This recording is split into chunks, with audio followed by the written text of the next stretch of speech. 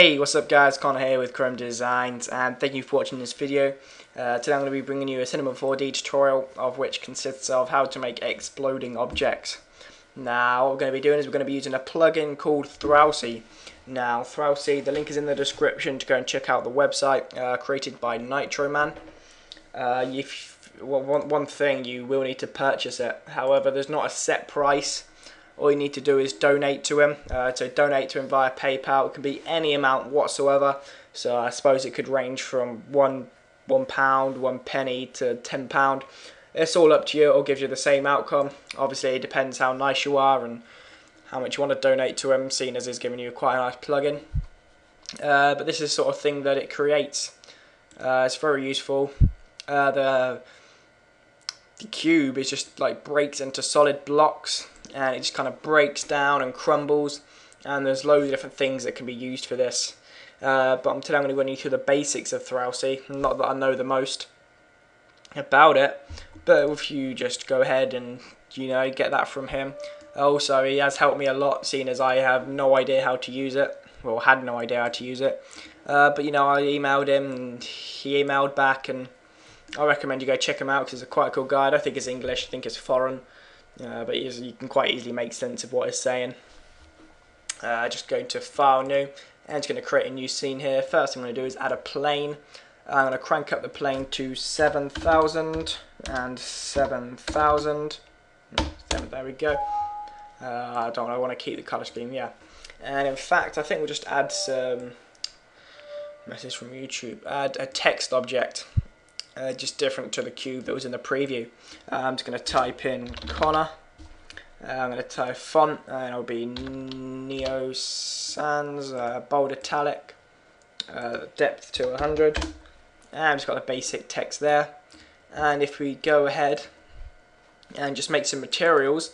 Now what a cool thing that you can do is you can choose the inside material and the outside material. So when it breaks up, you can choose what you want the inside material to be, as opposed to just the default blend grey. But I'm just going to still keep it as a grey. I'm just going to make it a bit darker, edging towards black. And I'm also going to make a shiny blue colour, quite a dark blue. And I'm going to go to luminance as well, and I'm going to add a dark blue on luminance just so it's a bit brighter. Maybe add a reflection. Brightness down to 0, texture Fresnel, and just drag the mix strength down to about 20%. And we've got the blue texture. So if you just drag the grey texture on first, or the inside texture, and then the blue texture on second, the grey texture will now be on the inside. So if you now go to Plugins, Throwsy, and Throwsy, it should bring up this box. And this is what the Throwsy plugin is. You can pieces, you choose how many pieces you want it to break into.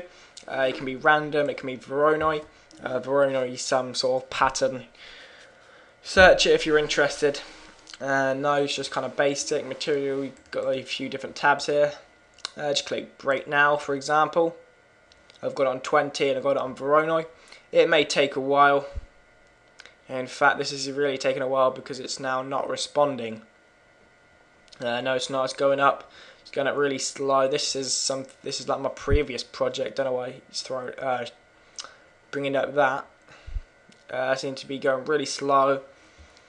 This is my computer, by the way. It's been really slow recently. May well have a virus or something on it. Don't know. Heading up to 50%. But no, just some more about Nitroman. He's got a YouTube page. If you just search Throwsy, it's Nitroman and some numbers. It's got some tutorials on there. No voice, but they do help, and it's just an all-round great plugin. To be fair, you can create many different things, many different outcomes. That's what I used in a couple of my videos back, and I used it in some of my intros that I feel fits the criteria. But no, it's quite cool. That Throwsy test with Chrome and Edit Phase the designs. That's what I used. There we go, it's finished now. Just exit off that. And if we just start to play, you'll notice that it just sinks below. That is because the plane is not recognized as a floor.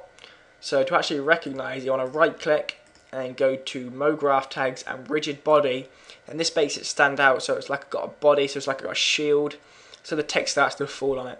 Otherwise it won't recognise it, it'll just seem like another object in the scene. So now if you play, you'll see that it actually crumbles up and it all kind of like falls apart on the floor, that is. And it's, just go ahead and render it out here.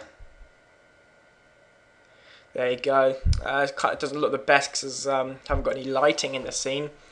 But if you know me, you know that I like to add an ambient occlusion, maybe as opposed to many lights. Put the maximum ray length to 160 and the contrast to 35%. This will take a little bit more render time, excuse me, but ultimately does look a lot better. It basically creates realistic shadows, and it kind of susses out where the lights would be, the light spots and the dark shades, and kind of just combines that and works itself out, which is pretty clever, to be quite honest, and it just gives an all-round better colour feel to the object. But like I was saying, it does take quite a long time to render. I see it's only done like a fifth of it now. Yeah, it can be quite tedious when doing this in a movie as opposed to an image, but you know, it's just one of those things that you're going to have to put up with. But you can kind of get the gist of it. It looks quite nice there. It's just shattered text, and that is basically how you do it. Just go ahead and play again. One thing that you could do is just say I delete all this text, and if I add a cube, just like in the preview, drag up to 100 so it's above the plane, drag the same materials on. If you go to plugins, Throwsy and Throwsy, just click break now again. It's quite quicker with an object as opposed to text, as you can see. We're already on 50-60% and we're done. So now just click play, and you see that starts to crumble.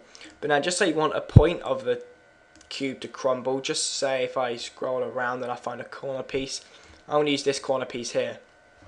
If you go up to the cube, Throwsy, and you tick it so it's an X, you can then select individual parts of the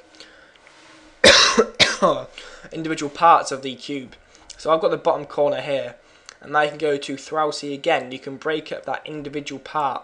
So I could break that up into 5 pieces and break now. So now basically that shows if that's the actual point of shatter. So if we now go ahead and play it, kind of that is the point that seems to break, and you see the rest of the cube seems to fall on that.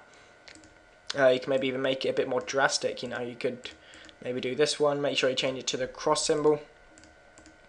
If it says to work, there we go. Throwsy. I'll make this one 10. Break now. Okay, so now go ahead and play that. It kind of breaks from the bottom, and then the rest just follows it, seeing as the bottom will be the main supporting point. And then there's the big chunks, the little chunks, and that's just a great way how to create breaking things, and you can probably buy it for what, 50p? But this can be used in many different ways. This is just a very core basics. There are tutorials on Vimeo and even on YouTube, but I recommend buying it. I wasn't told to do this. I do recommend buying it because it's been a help, and that sums it up. I know if you wanted to know how to do this, and this is how you do it. It will cost you a little bit of money, but you know, that's what you get when you get something decent. I'm going to wrap it up here, guys. Thanks for watching this video. I appreciate a comment, like and subscribe if you haven't, and I'll see you guys soon.